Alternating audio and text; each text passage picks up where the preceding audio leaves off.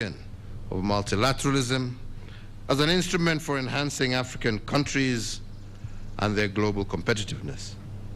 And it is with this background that Kenya remains committed to working with Malawi in the realization of the East African, COMESA, SADC free trade areas, as well as the Africa Continental Free Trade Area.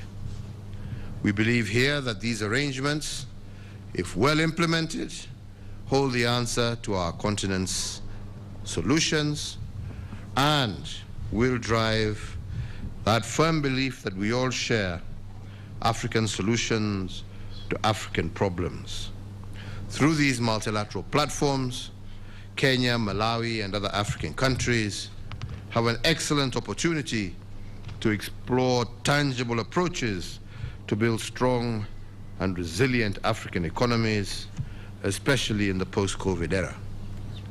So, Your Excellency, allow me once again to restate Kenya's consistent call for a common African position on COVID-19 vaccines and the preparedness for future pandemics.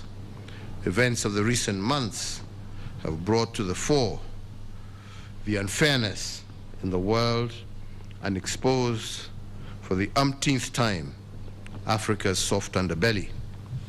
With a common continental position, I am confident that we will succeed in rebuilding back better and stronger post-COVID-19. So as I conclude, Your Excellency, let me once again, on behalf of the people of Kenya, thank you for visiting us, and we reaffirm Kenya's commitment to ensuring the successful implementation of the outcomes of our meeting today. Thank you, Your Excellency. Karibu tena na tena. Na ujisikie uko nyumbani. Asante. Nashukuru sana. Your Excellency Uhuru Kenyatta, President of the Republic of Kenya, my dear brother, ministers of government and all government officials here present, distinguished members of the press, ladies and gentlemen, I join you, Your Excellency, in celebrating this revival of bilateral relations between the republics of Kenya and Malawi. Although the Joint Permanent Commission on Cooperation between our two countries had not met for many years, the speed at which this has been revived is a testament of the chemistry and special bond of kinship that has always existed between our countries since their founding in the early 60s. I personally felt that bond of kinship when Your Excellency and I met on the sidelines of the Global Education Summit in London, of which Your Excellency was a great co-host. I felt that bond of kinship when I interacted with Your Excellency and other Kenyan officials at various fora. I felt that bond of kinship upon my arrival here in Nairobi and during my participation in Mashujaa Day celebrations yesterday. I felt that bond, a kinship here at State House this morning, and talked face to face and heart to heart, and I appreciate and will always treasure this. Indeed, I feel that bond of kinship even now as I stand shoulder to shoulder with Your Excellency to announce a new dawn of cooperation between our two countries. It is for this reason that I echo Your Excellency's celebration of the remarkable progress that we have made in our bilateral talks. It is no small thing that we have successfully agreed to and signed 8 instruments of cooperation in defense, diplomacy, health, cooperatives, tourism, agriculture, and other areas for the mutual benefit and development of our two nations and peoples. And for the rest of that need to still be negotiated, we believe that we will speed up the process of the remaining agreement so that we are seen to be walking together, working together, and building a new Africa we want together, even as our two nations continue to cooperate.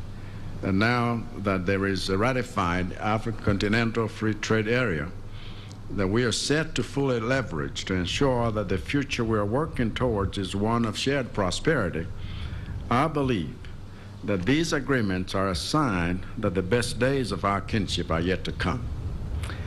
Those best days forward include the finalization of these other agreements, like I said, but also building back better by way of being prepared, not just because we're fighting coffee together, but whatever other threats that may come our way, we intend to be as one person fighting such events.